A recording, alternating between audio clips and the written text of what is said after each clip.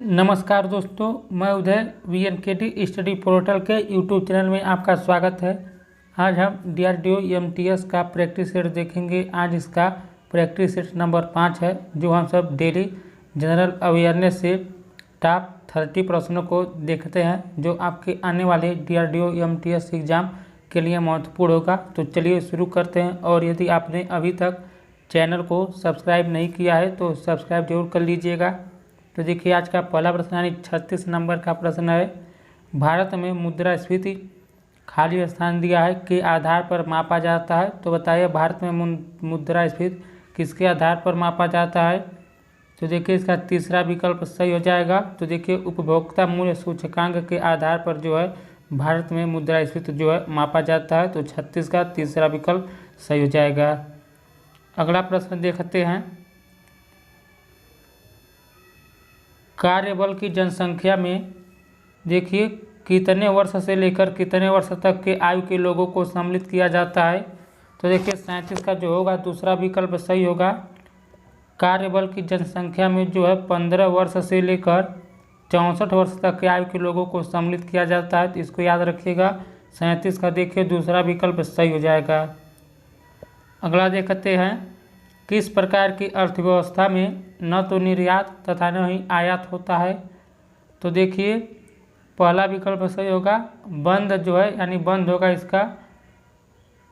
अर्थव्यवस्था में न तो निर्यात तथा न ही आयात होता है। तो देखिए, बंद अर्थव्यवस्था में न तो निर्यात तथा न ही आयात होता है। तो 38 का पहला विकल्प सही हो जाएगा। अगला देखते हैं। किसानों को अपने फसलों के उत्पादन को बढ़ाने हेतु प्रोत्साहन राशि देने के लिए सरकार द्वारा प्रत्येक वर्ष किस कीमत की घोषणा की जाती है। तो देखिए, 39 का जो होगा दूसरा विकल्प सही होगा। तो देखिए, न्यूनतम समर्थन मूल्य जो है घोषणा की जाती है प्रत्येक वर्ष सरकार के द्वारा। तो 39 का जो है दूसरा विकल्प सही हो जाएगा। इसका देखिए न्यूनतम समर्थन मूल्य होगा, न कि अधिकतम समर्थन मूल्य। तो देखिए, बहुत लोग गलती कर देते हैं इस प्रश्न को। तो देखिए, 30 का दूसरा विकल्प सही होगा, न्यूनतम समर्थन मूल्य। अगला देखते हैं। अपने रोजगार की शर्तों को बनाए रखने या सुधारने के उद्देश्य से बनाया गया श्रमिकों का एक संगठन क्या कहलाता है। तो देखिए, 40 का दूसरा विकल्प सही हो जाएगा। तो देखिए, उसे मजदूर संघ कहते हैं, यानी श्रमिकों का एक संगठन जो है वह मजदूर संघ कहलाता है। तो 40 का दूसरा ऑप्शन सही हो जाएगा। यदि दोस्तों आप डेली इसी तरह DRDO MTS का प्रैक्टिस सेट करना चाहते हैं तो चैनल को सब्सक्राइब जरूर कर लीजिएगा, जो हम डेली दोपहर 2 बजे DRDO MTS का प्रैक्टिस सेट हल कराते हैं। अगला प्रश्न देखते हैं। देखिए, खाली स्थान दिया है। एक निश्चित निर्णय या कानून को रोकने के लिए किसी व्यक्ति, पार्टी या राष्ट्र का अधिकार है।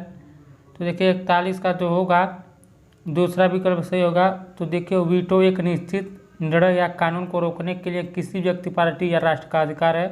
तो 41 का देखिए दूसरा विकल्प सही होगा। देखिए, यह वीटो हो जाएगा। अगला देखते हैं। भारतीय संविधान का कौन सा भाग नगर पालिकाओं से संबंधित है।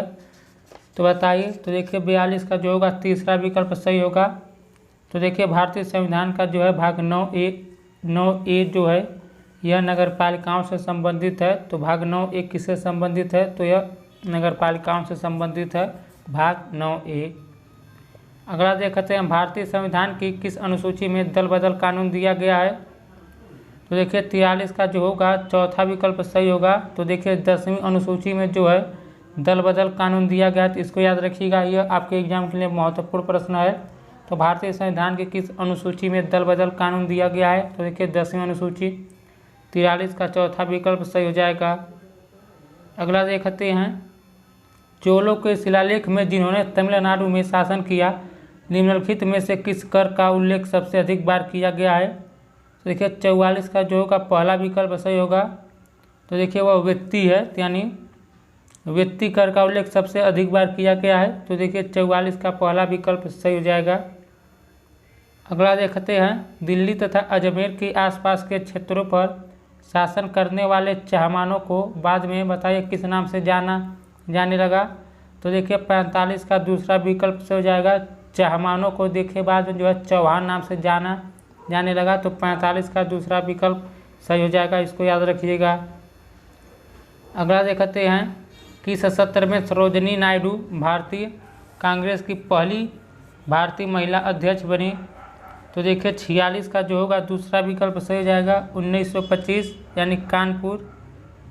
तो देखिए इसका सही होगा जो है दूसरा विकल्प 1925 कानपुर। तो देखिए सरोजिनी नायडू जो है भारतीय कांग्रेस की पहली भारतीय महिला जो अध्यक्ष बनी थी 1925 में कानपुर अधिवेशन में। देखिए एक प्रश्न यह भी इम्पॉर्टेंट है, यह भी पूछ लिया जाता है कि भारतीय राष्ट्रीय कांग्रेस की प्रथम महिला अध्यक्ष कौन थी। तो देखिए वो एनी बेसेंट थी। तो देखिए यदि पूछे भारतीय महिला तो देखिए जो होगी वो सरोजिनी नायडू। यदि पूछता है कभी कभी कि भारतीय महिला देकर पहली महिला अध्यक्ष तो देखिए वो एनी बेसेंट हो जाएंगी। अगला देखते हैं भारत की स्वतंत्रता संग्राम में 1915 से 47 की अवधि को बताइए क्या कहा जाता है। तो देखिए 1945 से 47 की अवधि को 1915 से 47 की अवधि को देखिए गांधी का दौर कहा जाता है।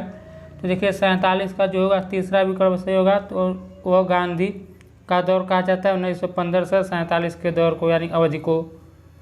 अगला देखते हैं अल-बरूनी यानी देखिए अल-बिरूनी द्वारा अरबी पुस्तक का क्या नाम है।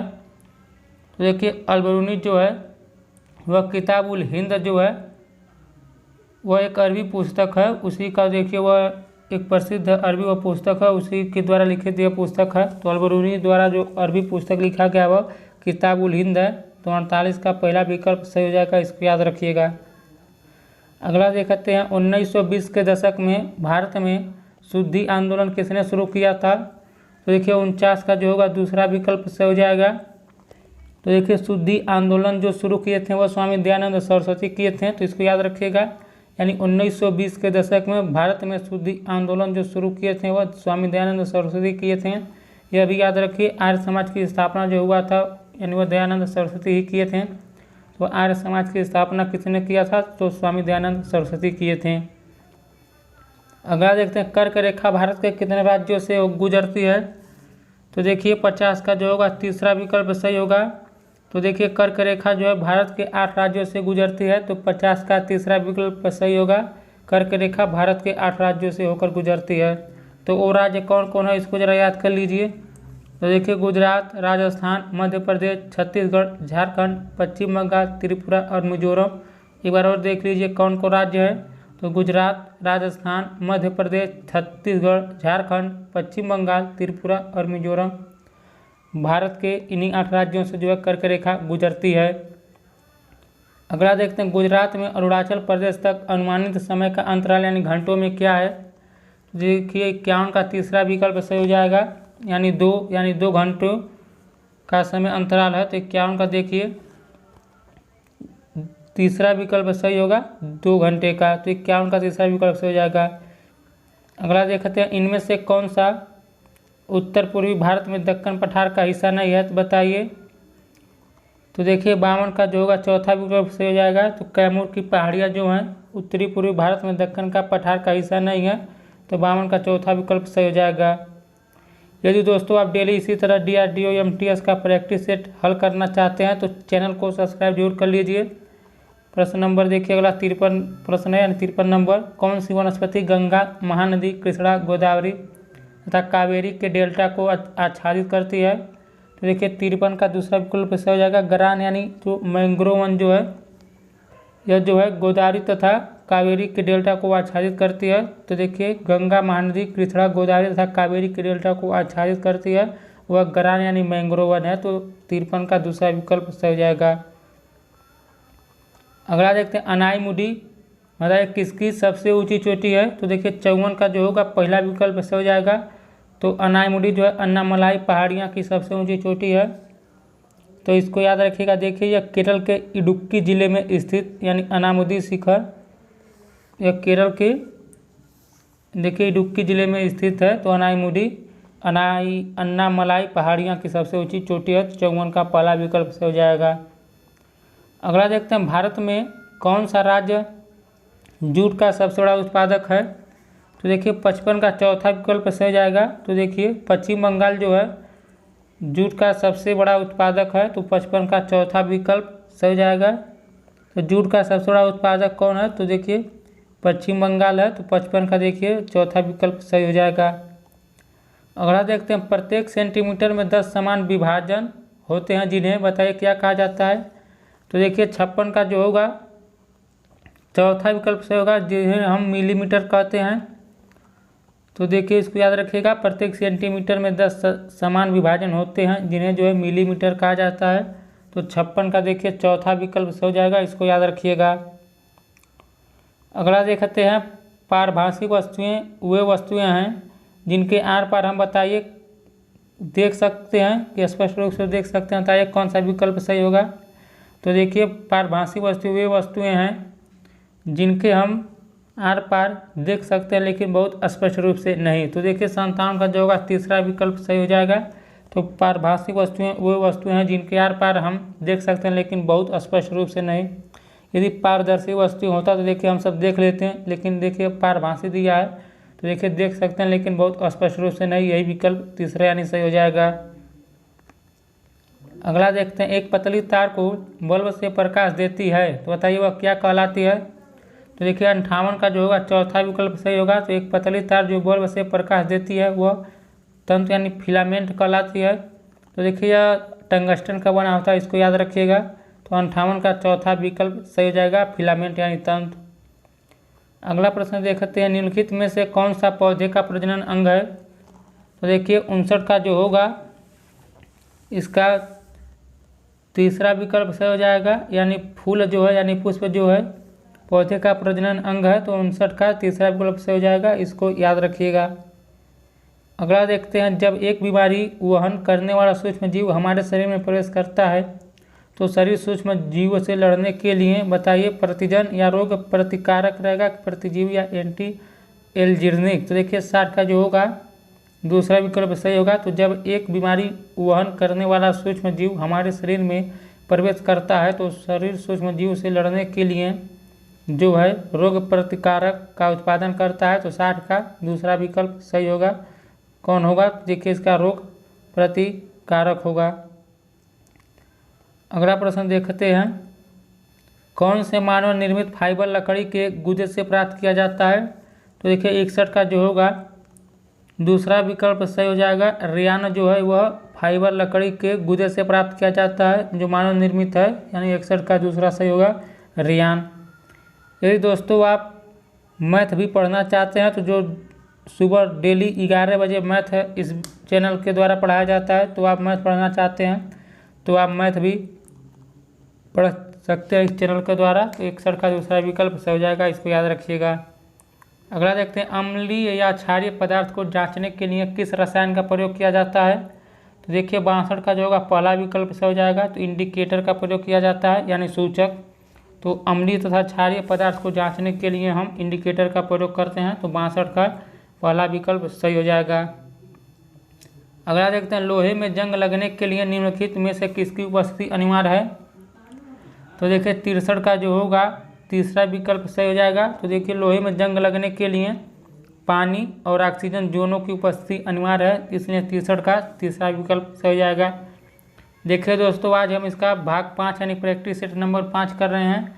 इससे पहले हम सब 4 सेट कर चुके हैं। यदि आप सब वो चारों सेट नहीं किए हैं तो आपको प्ले लिस्ट में वीडियो मिल जाएगा जो DRDO MTS के नाम से बना हुआ है। अगला देखते हैं, कौन सा एक पक्षीय सहजीवी संबंध का एक उदाहरण नहीं है। तो देखिए 64 का जो होगा चौथा विकल्प सही हो जाएगा, मेजबान के पेट में टेपवर्म। तो देखिए यही जो है एक पक्षीय सहजीवी संबंध का उदाहरण नहीं है, तो मेजबान के पेट में टेपवर्म, यानी 64 का चौथा विकल्प सही हो जाएगा। 64 का चौथा विकल्प सही हो जाएगा। अगला देखते हैं, एक ही प्रकार के जीवों की आबादी के कुल योग को क्या कहा जाता है। तो देखिए 65 का जो होगा उसको हम प्रजाति कहते हैं, यानी 65 का ऑप्शन नंबर चौथा विकल्प सही होगा। एक ही प्रकार के जीवों की आबादी के कुल योग को जो है प्रजाति कहा जाता है, तो 65 का चौथा विकल्प सही हो जाएगा। यदि दोस्तों आप डेली इसी तरह DRDO MTS का प्रैक्टिस सेट हल करना चाहते हैं तो चैनल को सब्सक्राइब जरूर कर लीजिएगा, ताकि जब हम अपना अगला वीडियो अपलोड करें तो नोटिफिकेशन आप तक सबसे पहले पहुँचे। तो इस वीडियो में इतना ही दोस्तों, आगे हम कल देखेंगे। नमस्कार।